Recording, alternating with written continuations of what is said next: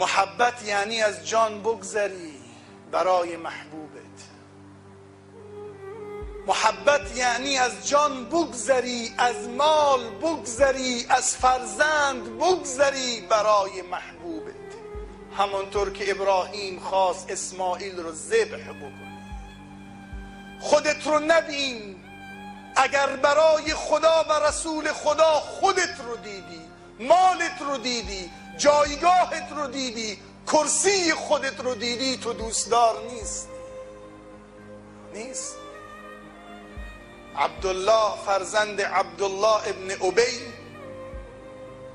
پدرش رئیس منافقین بود. عبدالله ابن ابی پسر شنیده بود، پسر مسلمان بود، شنیده بود که پدرش به حضرت توهین کرده. فرمود یا رسول الله اگر دستور بدی لاتیتک برأسی. یا رسول الله اگر تو دستور بدی با سر پدرم میام الان. فرمود نه یا عبدالله، به من دستور داده نشده که قاطع رحم باشم. فرمود ای زید، آیا دوست داری که محمد جای تو بود؟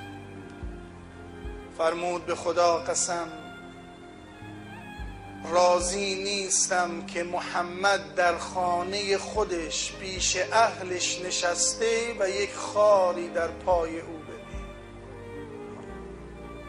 دیگه بیاد جای من اعدام بشه. چه چیز در این دلها بود؟ همین که حرف از محبت شد میگه تطبیق سنت فقط. چرا تطبیق سنت؟ به خاطر اجر. اینجا رسول الله فقط شده بازار اجر فروشی. یکی از اصحاب انگشتر طلا در دست داشت. رسول الله صلی الله علیه و سلم اومد و گفت چطور راضی میشه یکی از شما که خرقی آتش در دست خودش قرار بده؟ و انگشتر رو برداشت و پرت کرد.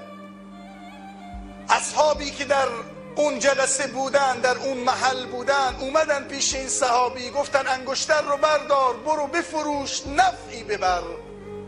فرمود به خدا قسم بلند نمی کنم انگشتری که رسول الله اون رو پرت کرده. رسول الله اون رو پرت کرده. خلاص. اما امروزه من و تو چقدر عاشقیم.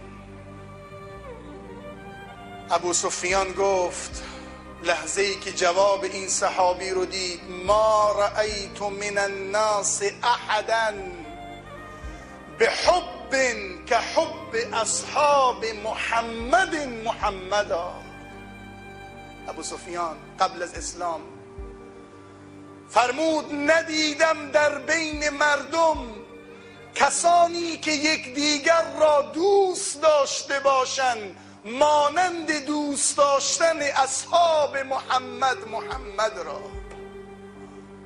کجاست این دوستی الان؟ کجاست این دوستی؟ انس ابن مالک میفرماید ما مسست حریرا ولا دیباجا الین من کف النبی صلی الله علیه و سلم ولا شممت رائحة قط اطیب من رائحة رسول الله صلی الله علیه و سلم. این عشقه. به خدا لمس نکردم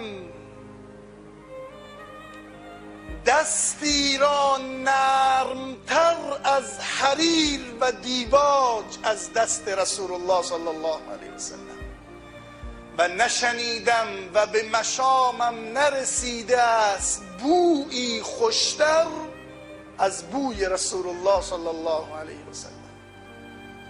امام بخاری روایت می‌فرماید که حضرت انس میگه رسول الله صلی الله علیه و سلم در خانه ما خوابیده بود و گردن مبارکشان عرق می‌کرد.